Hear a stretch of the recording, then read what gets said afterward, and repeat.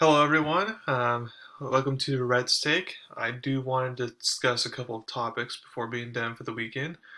So first, let's go over my three Vegas lines I do every week that I show I disagree with. If you're a better out there, so in college football, the one Vegas line I disagree with is you have Texas versus 16 Baylor. I actually discussed that game in my previous podcast, so you know I had Baylor winning by 8 points there, and right now Baylor's over only favored by three.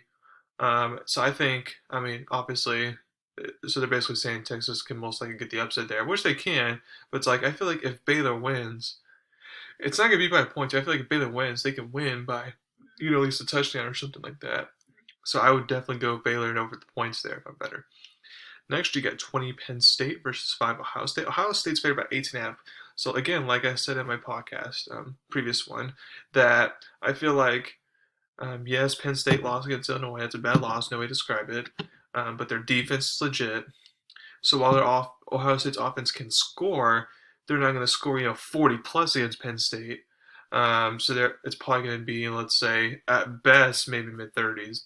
But that's at the very best case scenario. So well, I think it's going to be 20 points, which against a Penn State defense is actually pretty good. But and then I feel like Penn State, their quarterback's getting healthier. So I feel like on offense they won't suck as much again against Illinois. And for James Franklin, just going to have his team playing better in general.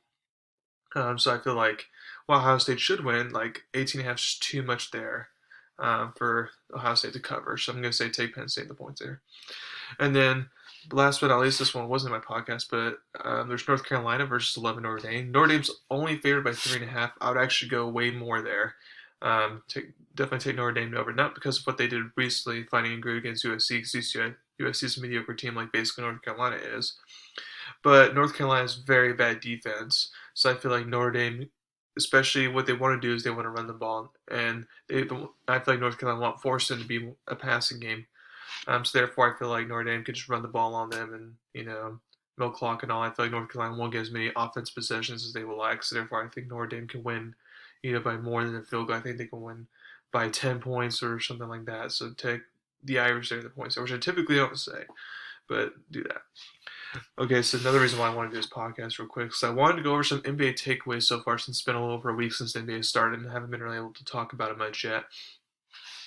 But there's three top, like there's many different takeaways you can have, but there's three takeaways that come to me specifically, especially like going off my preseason predictions and then now seeing what we've seen so far. So let's get started.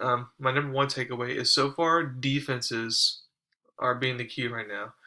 In the early part of the season, offenses are going to be very hot and cold, which means you got to rely on your defense to get wins. Well, specifically for Miami, um, they went after defense this offseason. Got Kyle Lowry, good defensive guard. They got PJ Tucker, top five defense player in the NBA, some saying, and Markieff Morris, and off the bench, another defensive type of player there to replace Iguodala. But you got these key contributors on defense. Along with obviously Adebayo playing good defense and Jimmy Butler playing good defense. But they went against they hosted Milwaukee and then they beat Brooklyn. Now, of course, Brooklyn is had Kyrie Irving. Milwaukee at the time, didn't have Drew Holiday, or I think Brook Lopez got injured again. Bobby Porter's out, so there's definitely injuries playing a factor there. So you got to keep that in mind. But the fact that they blew out Bucks and beat Nets by double figures, two favorites in the East, it shows that hey, so far going after defense for Miami looks like the right move.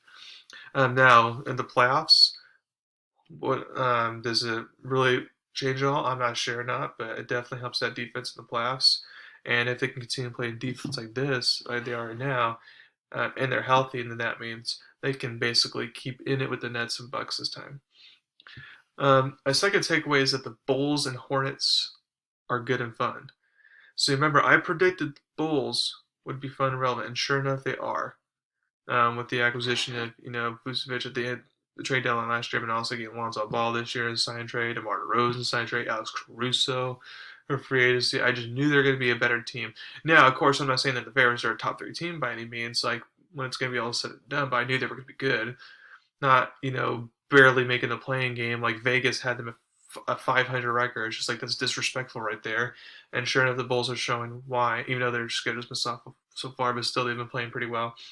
And then the Hornets, they're 3-1 second team in the East right now. And I told you when, like last year, when Gordon Hayward was healthy for them, they were the 4 seed. They were a playoff team basically. And then as soon as he was out for the rest of the year, the Hornets fell. Always for playing games around and then lost, obviously.